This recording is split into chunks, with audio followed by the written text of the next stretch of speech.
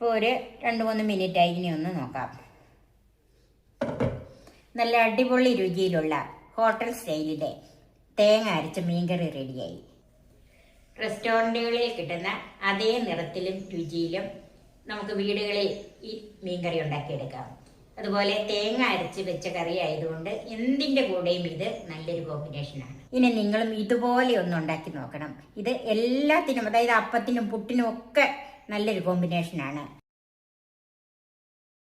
Cook with Sophie, sharing 40 years experience.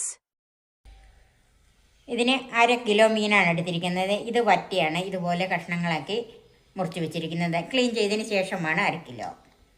2 തക്കാളിപ്പഴം, ഒരു 15 ചെറിയ ഉള്ളി, 3 പച്ചമുളക്, ഒരു 10ഓളം അല്ലി വെളുത്തുള്ളി, ഒരു മീഡിയം കഷ്ണം ഇഞ്ചി.